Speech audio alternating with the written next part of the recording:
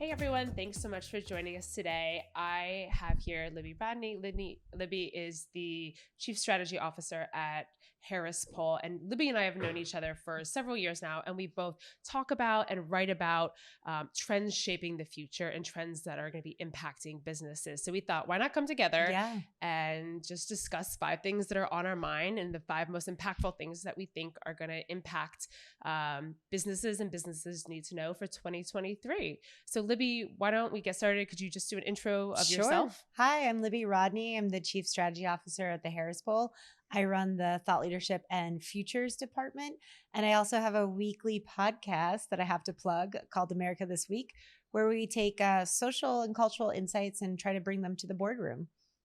I love the podcast. I always leave and I'm like, oh, that's so smart. Like I'm like writing down things, like slacking my team. Thank you. And my name is Megan Conahan. I'm an EVP at Direct Agents. I focus a lot on strategic client partnerships. And then I also have a monthly newsletter where I talk about marketing trends called the Monthly Marketing Memo on LinkedIn. Which is really a fantastic Thank newsletter. you. Yeah, it's a must read. Yes, I agree that it is a must read. It is. So let's just kick it off. Yeah. So we have 5 things that we want to talk about. So Libby, I'm going to pass it to you to kind of kick us off. What's the first thing that's really on your mind? Sure. So the first thing that marketers have to be thinking about in 2023 is this idea of tight chest and tight wallets. And what does that mean? It means that in 2023, it's not going to be such a rosy year. It's going to be a year where consumers are really waiting to exhale. Mm-hmm. And the reason they're going to be waiting to exhale is because there's kind of 5 factors that go into that. There's the inflation, there's the recession, there's a potential idea of war, climate crisis, and the presidential elections. I'll just jump really quickly into each of those. So inflation, the idea that already 72% of Americans are worried about affording their living expenses. They're worried about gas. They're worried about groceries. This is already on our mind, and it doesn't have any signs that it's going to change in 2023. So we have to be thinking about that as marketers. Also, the recession. There's 86% of Americans are worried about a potential U.S. recession. What does that mean? That means that they're worried about their jobs. It means that they're worried about the ability to afford their mortgages, their rent. All of these things become really tight in a recessionary mindset. And then the third thing is this idea of war and not knowing what's going to happen with the invasion of Ukraine. Climate crisis. We are now at a point where we can no longer turn back. And I think this is a big deal in terms of how you think about the economy. There's actually this estimate by the Greening Financial System that estimated that under the current policy pathways, that the climate change could reduce our GDP by 3 to 10% over the end of the century. So it has a huge impact on the way that we think about business. And then obviously, and the last one is these are going to get worse. We're going to be hearing more about them because there's a run up of the presidential election in 2024, which means the back half of 23 is just going to be a little tougher, a little bit more challenging. Yeah. And I mean, one of the things that you were talking about that I thought was so interesting is, and I can't remember what you called it. The millennials, we are in this like care, we're care strapped. Care strapped. Yes. Yeah. Well, I guess people in the American consumers are cash strapped, right? From the inflation, and then they're care strapped from the social structures that they're in. Yeah. And that's so interesting because when we're thinking about how businesses should respond when all of these people are dealing with all of these really hard things, like sometimes I think people think, okay, we're out of the pandemic, we're done with COVID, everyone back to normal, but that is not where we are as people. Like people are not okay. No. And I think 2023, I agree with you, they're going to continue to not be okay. So for us, we're really thinking about how can brands show up at those times, because major brands are created during recessions, during tough times, right? Slack, Uber, all of these large organizations came about because consumers needed something and they came at this perfect time, right? And even for current brands, we always say, and there's been so much data to back this up, when people are having a tough time, when there is a recession, it is the time to connect with your audience, because people who continue the communication with their audience or future audience who they want to target, those are the brands that come out ahead of everybody else who really pulled back. Even these major organizations like a Coca-Cola and stuff, they have what they call a recession playbook. And the recession playbook is just keep spending more. Take advantage of cheaper inventory rates from the brands that have pulled back and really make sure you're there for the consumer. Sure.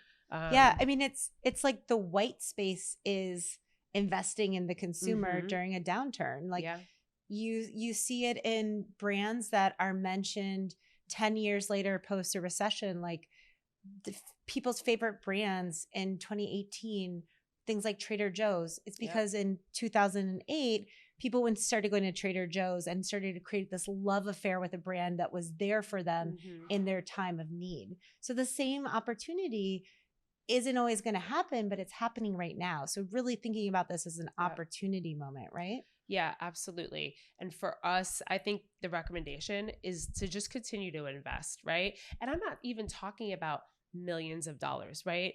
Brands they need to be profitable, and businesses have to be profitable. And we understand that.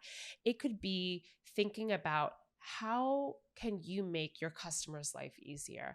I always go back to this idea of, and I think it was coined by like Danny Meyer, a famous restaurateur, surprise and delight. That is one of my favorite things, because if you're able to surprise and delight, you don't need to keep spending millions of dollars. You can just show up for somebody in a really authentic way. And one thing that I know we were talking about, and one example I refer to a lot is Chewy, which if you don't know Chewy, they're the pet company. I have dog food that gets auto delivered to my house every month. It's great. I don't have to think about it, right? But if you go and you cancel your Chewy subscription and they ask you why, if you say that your pet passed away, they will obviously cancel your subscription, refund you anything you need, but then they'll send you flowers, right?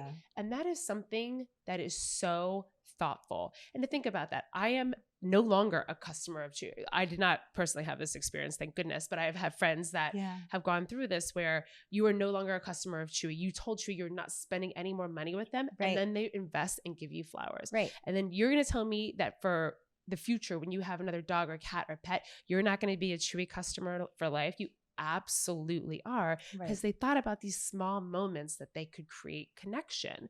And for brands, that's what you have to think about. You have to identify these moments that you can really show up for people in 2023, and that will make a really big impact.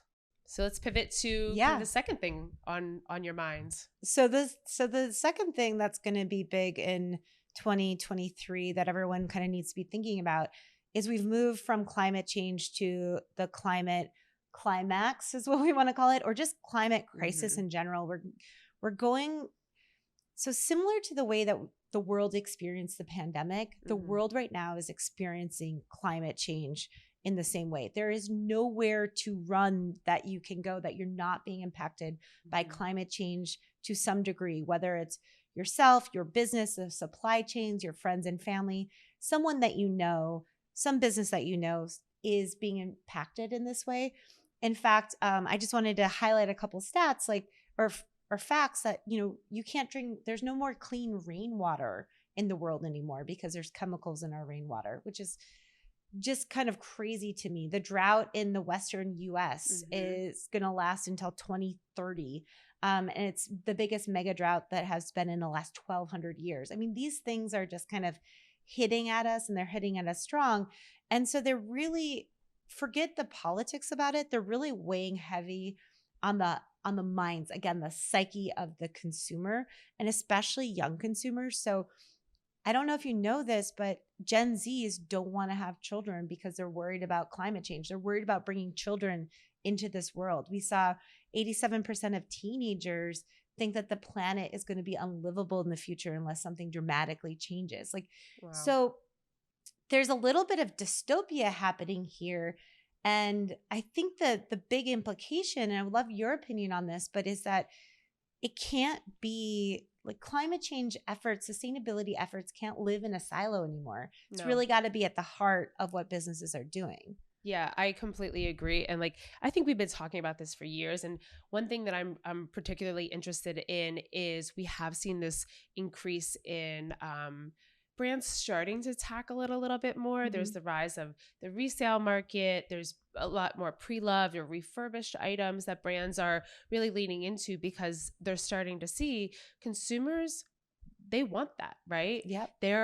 There's so much data behind the increase in sales of pre-owned and pre-loved materials that were going through like a ThredUp or something along those lines, that brands have taken that back and said, you know what, I can actually do this on my own, and I can create Lululemon and a bunch of others resale, pre-loved, pre-owned marketplaces on my own website. Yep. Because it's better for the environment if we can upcycle or recycle versus always producing more. And we're seeing that with the demand and how the demand is changing from the consumer. People don't want necessarily the brand new thing. We're leaning more into the Buffalo Exchanges or the Goodwills or the pre-owned and pre-loved, because everybody is feeling like,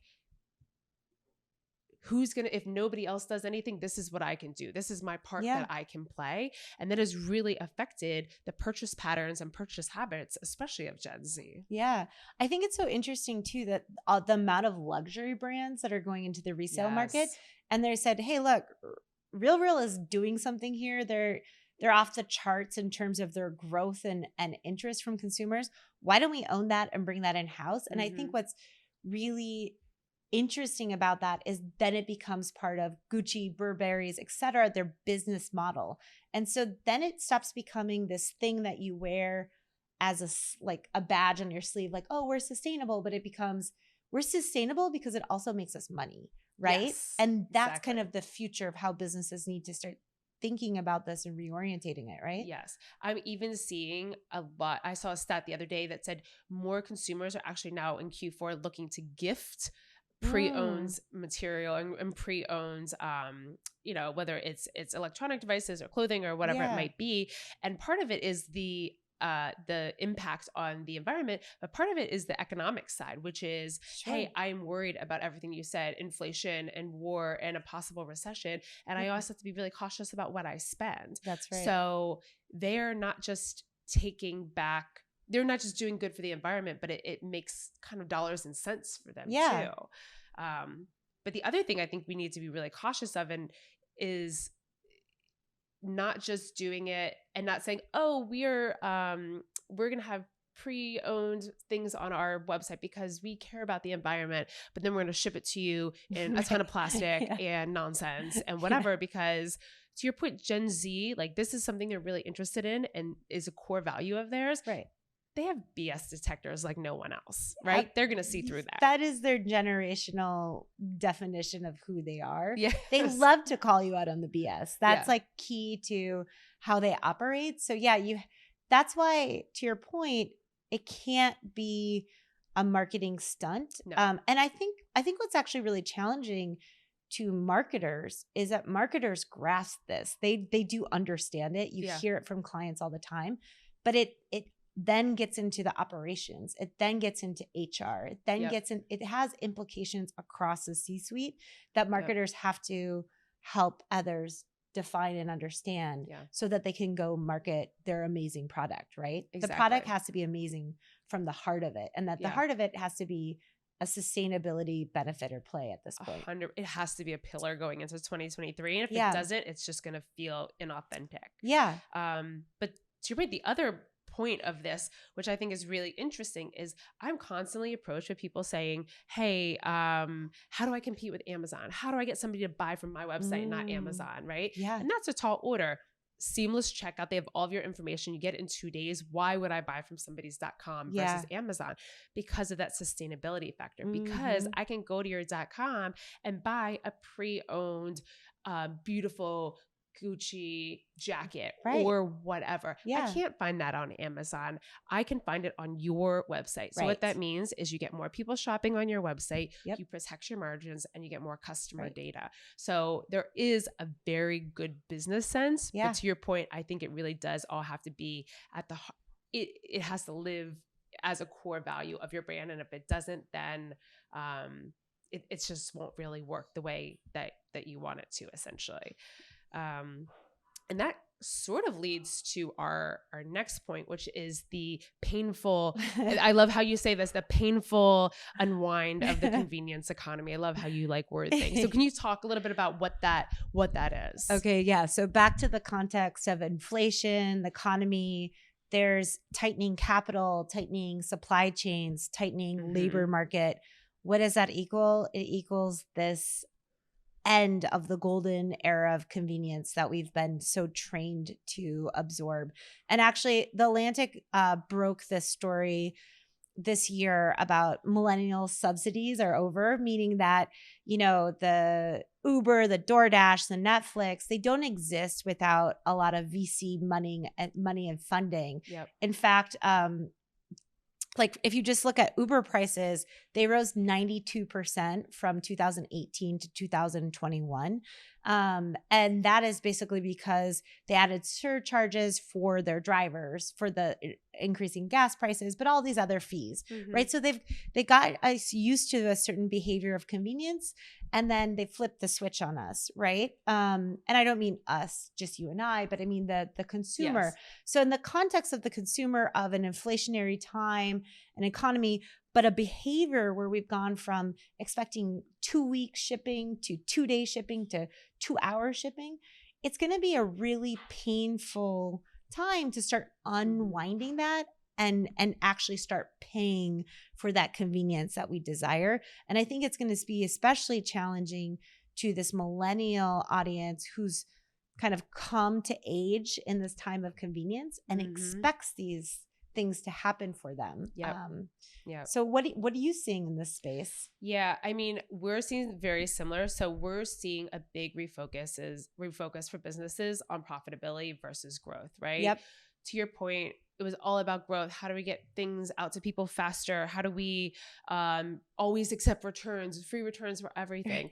But the implications of that are like so many. First of all, I don't even want to go into the environmental, which we can touch on later. But if you think about just your business, there was a stat that I read the other day. It said 40% of shoe and apparel merchandise bought online is returned. Wow. The financial implications for a business to get almost half of your merchandise returned, and then you aren't charging for returns, that is not a profitable way to move forward. Yeah. So we're starting to see companies say, you know what?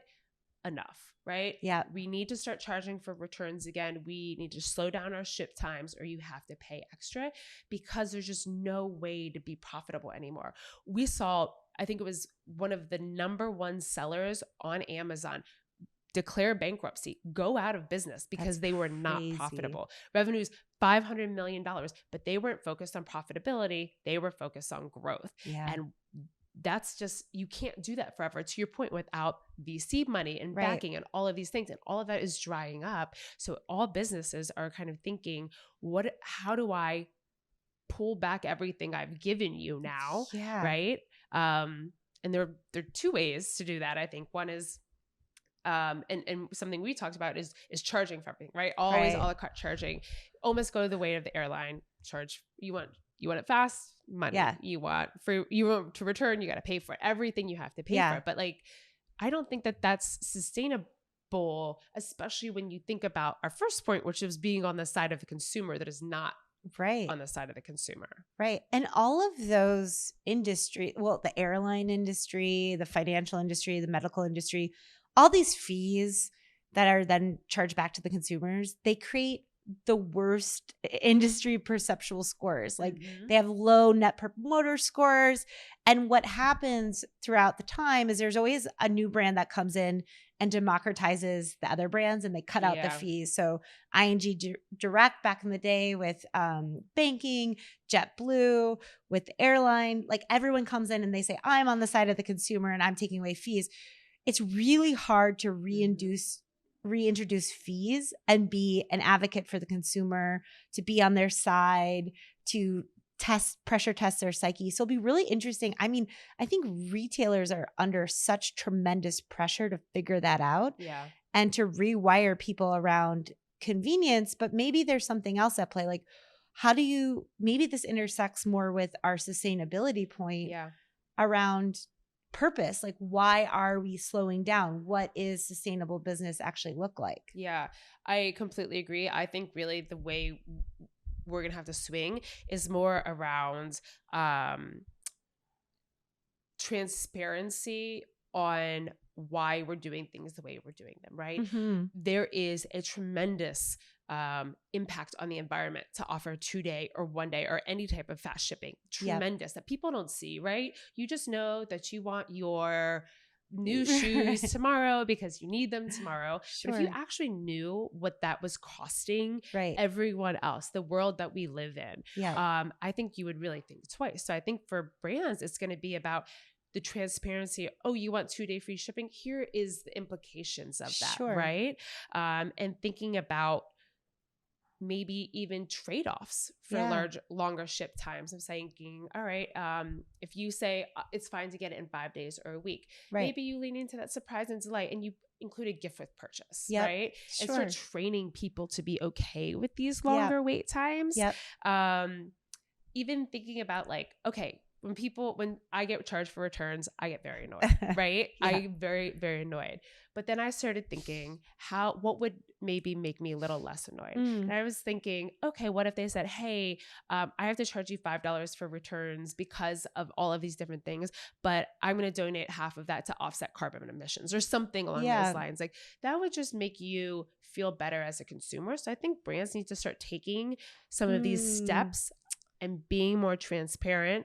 And then also thinking through not just convenience as in get it tomorrow, but maybe it's user experience convenience, right? And leaning into convenience in other ways, making it really easy to shop in platform through TikTok or Instagram and those types of things. And not always just saying, okay, it needs to come to you tomorrow and we need to provide free returns. And we need to do all of these things because businesses are refocused on this profitability idea now. And across the board in 2023, we're going to see many businesses roll back a lot of what they offered to consumers for the past, handful of years. I mean, REI this year, they've been canceling Black Friday every year for 5-6 years. Yeah. But this year they said it's officially always going to be canceled. It's always going to be closed.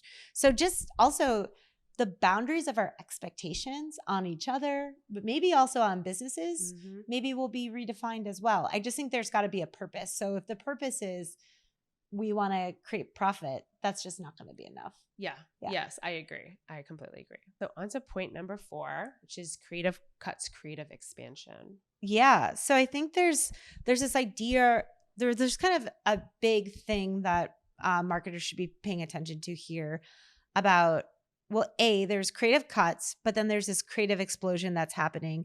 And the cuts are happening in the content and the streaming channels, right? So again, they have tightening capital and tightening restrictions. So they're cutting the kinds of content that they're investing in.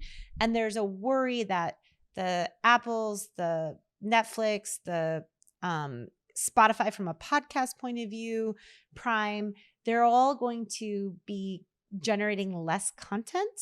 They're going to be generating less content from less diverse voices. And they might all be going towards more basic things that work, basic reality TV in some ways, right? So there's going to be a kind of a tune in again of what works from an American broadcast point of view perspective. So things might get a lot more less risky is a way to say that the content will get. But then on the other side of it is this real big creative explosion that we're watching really heavily at Harris, just mostly because I'm interested in it. It's open AI. And the big shift there has been this summer, you could use AI text platforms to basically prompt things in Midjourney or Dolly to say, hey, I have 2 women sitting in a room talking on the mic, and you get that in 30 seconds. Now, just recently in the last week, Google has created Imagine, which is text to video prompt. So now you can create a video of 2 women sitting in a room talking to an audience, and it would actually generate a video. So that's happening from summer to fall. I can't imagine what's going to happen in 2023. And there's so many people working on it. that I think there's going to be this massive creative explosion. At the same time, what you see in Netflix, what you see on Apple, what you see on Prime is probably going to get a little bit more middle of the road, let's call it. Yeah. Yeah. And how we're really talking to marketers about this is, yeah, there's much less studio produced content out there, but social media, I'm gonna use it in quotes because like we went on this whole conversation about, is social media even social anymore? Yeah. But what we're thinking about, TikTok, Snapchat, Reels, YouTube Shorts, that's just another form of content, right? That's another form of entertainment. There was a study released earlier this year, and it said when they polled Gen Z about their entertainment platform or preferences, TV and movies was last on the list. Yeah. And well ahead of that was, I think number one was video games, and number two is social media, right? Yeah. So, and really by that it's TikTok. Yes, exactly. Yeah. I know I'm probably being nice by saying Reels and everything else, but I mean everyone's making moves. But what this means is that creators and influencers and that entire group is going to blow up even more in 2023 because there's going to be less content on Netflix or Amazon Prime or whatever to be consumed, and people are instead going to turn to TikTok, to YouTube Shorts to get that content fix, right? And I really think that this is going to be one of the things that pushes social commerce and live shopping forward, because we were kind of floundering a little bit in it, but it's just because we have so much content, and it was when everyone released everything to binge, which is not the case anymore. And now it's going to be more, okay, I still watch Netflix and everything else, but then I am spending more time on TikTok. I'm spending more time with YouTube Shorts and Reels and whatever other social platforms that you have. And so how we're preparing the brands that we work with is saying, hey, you think of influencer marketing as this thing, right? And it's in your media plan and it's there, and that's great. But like, you need a deeper connection with these creators. You need to find creators that are authentic and true to your brand and who you are. And you need to create long-term partnerships because people are spending more time consuming content there. And that's how you're going to get in front of them now. So if you don't have that, or you're not starting to think of that, you're going to be behind, because that's where all of the eyeballs are going, and they're going to continue to go in 2023. Yeah. And I would add to that, we've kind of started thinking about a model of like, what's the shift that's happening? And it's really happening from the influencer economy to the creator economy. Yeah. And the difference is like the influencer economy, the people who sit on top of that are the Kardashians, Rolando, like all these mostly celebrities are really, really popular on Instagram. And the way that brands have thought about that from an influencer standpoint is, we are a filter, you get millions of followers, checkbox, now you can promote our product, or you're going to promote your own product. But in the creator economy, it's really about building a community and then understanding, what does the community need and what am I going to put out from there? And the brand needs an invite in from the creator. Exactly. And so like interesting things we've seen is the White House, when they did their climate change act, they brought in Instagram and TikTok creators and YouTubers into the White House to then disseminate their message. So it's not like, hey, you're good enough for us, now you can go promote our stuff. It's like, hey, we know you're doing something interesting over here. Let's work together. Let's collaborate. Is this interesting to your community?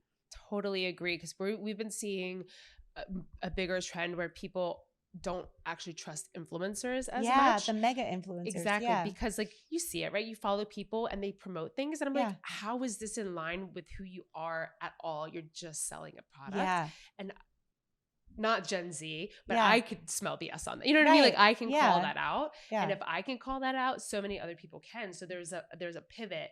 It's not just about hawking product. It's about that really authentic connection that you can make with creators. So our next and final point is really about Amazon, and it's Amazon moves and the industry shakes. Yeah. And so Megan, we had a conversation about this. I mean, I watch Amazon pretty heavily, but I think you have so much like strong knowledge about it. And, you know, the things that I've noticed, for example, from just like a consumer society point of view, is Amazon's rewired people around Mhm. convenience. We used to call that prime expectations. Right. And what's really interesting is that it's even affected how people shop on those other big days. So you mentioned REI canceling Black Friday. Yeah. In 2015, 60% of Americans bought something on Black Friday, shopped on Black Friday, right? That's Yep. substantial. Now, because of how pull forward the season is, only 20% of Americans shop on Black Friday. Wow. That's how different it is. So yes, it's a good business case and it fits with the whole sustainability thing, but they wouldn't do it if they were losing such substantial money on it, you know? So I'm thinking they've been seeing the trends. They've been seeing how it changes. Yeah. And now Amazon Prime Day isn't Prime Day. It's just like another Black Friday. That's why you see Target deals, Walmart deals. Everybody has deals around these big days because Amazon has just become this mega kind of shopping place. So some of the things that I'm thinking is that so much product discovery comes from social media, right? We were talking about how people are going to turn to TikTok like never before. Yeah. There was just an article you shared with me the other day and I was tweeting, TikTok's going to open fulfillment centers. So they are trying to steal some of Amazon's market share because they realize how many people find new products that they buy on Amazon through TikTok. Yeah. Right? Yeah, sure. So then in return, what Amazon has started to do is they're starting to build out their own product discovery because they've been seeing this. You know, everybody, if you're in that world, you know. Yeah. So Amazon now is saying, okay, we're not maybe doing a great job of letting brands communicate with customers and build a brand. Let's make product discovery a little bit easier. Let's make building a brand store easier. So Amazon is really going to turn into this place where people are using it as a really transactional environment, but it's going to become more of a brand destination. And they're rolling out things. They're letting you email your past buyers on Amazon. They've never done that before. They are thinking about how do you make your brand store on Amazon a legitimate .com. And so the brands that are really going to succeed are the brands that are going to be not just turning to Amazon as an ad platform, which it 100% is, but as a complete marketing journey and customer relationship platform. Yeah. So I think they're going down that route in one direction. But then on the other side, I think that they're trying to capture all the ad dollars that they can, right? They are, they just announced that you no longer have to sell on Amazon to advertise on Amazon. Wow. And so you think they're coming for Google's lunch in that way? Oh, 100%. One of the things that we've been noticing is if you do a search on Google now, one of the things that ranks very highly is your Amazon brand store. So they are actively trying to take traffic from Google and send it to Amazon, which is one of the reasons that Google really made that big shift recently, that if you are shopping for a product or looking for a product, they've completely transformed their search engine results page to be highly visible because they don't want TikTok stealing from them or Amazon stealing from them. They want to keep everything on Google, right? They want to keep you engaged with visual content, which is how people consume and understand content now, and get them to transact on Google. That would be their ideal world. So we're in this very interesting place that it feels like a TikTok and a Google and an Amazon are kind of all going after the same thing. Yeah. So it sounds like, TikTok moved from the immersive storytelling discovery. Google is trying to catch up on TikTok and Amazon because Amazon's trying to eat Google's lunch a little bit and offering more brand searches, brand platforms, brand discovery in that way. Yeah, absolutely. And then talk to me about how, because you made the point before too about how Amazon really wants to be kind of operationalize all fulfillment. Oh, yes. This would be, talk about Amazon's dream is everything goes through Amazon. They offer Amazon Pay, buy with Prime. So if you are a brand, for example, and you cannot sustain 2-day free shipping. Sure. Amazon will fulfill for you for a cost, obviously. Yep.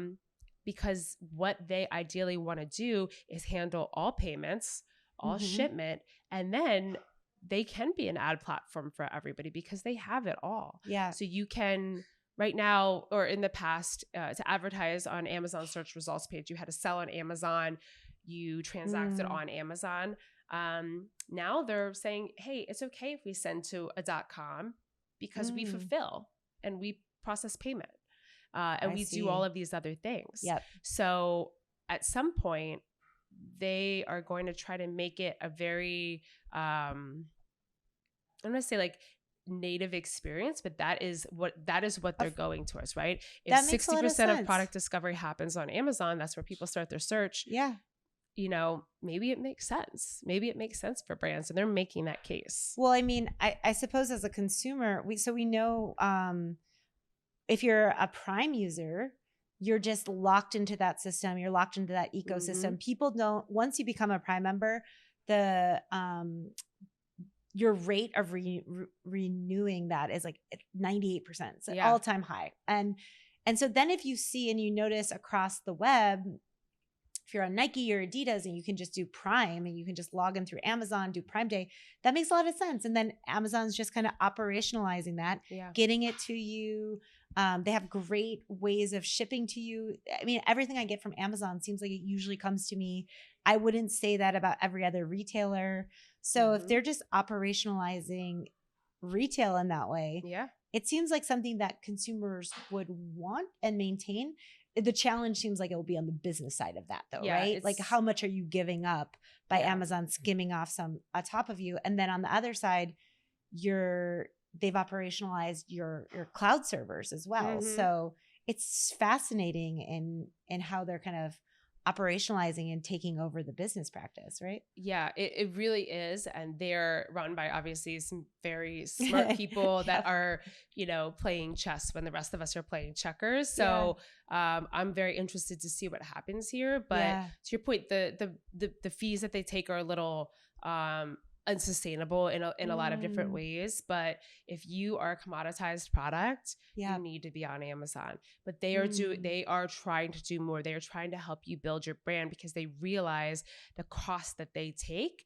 But maybe that makes sense if you don't need a .com, right? If they're trying to become your own and operated website, you don't need to pay for that. You don't need to do any of that work. Maybe that all makes sense. And we might even see some brands that we're probably going to see more brands launch on Amazon and not really worry about maybe their D2C or their .com presence. So I think this is going to be a really interesting year for Amazon to see what they get up to and how it changes with everybody coming after them. But at the same time, them realizing they need to figure out how to allow brands to be brands on their platform, you know? Yeah, no, I think Amazon is definitely one to watch. It's interesting because in our like corporate rep polls and all our industry tracking, you know, you've seen a shifting paradigm away from big tech, like fear of Facebook, fear of Google. What are they doing with my data? But Amazon, as big of a tech player as it is, consumers, especially young consumers, see it as a retail first brand.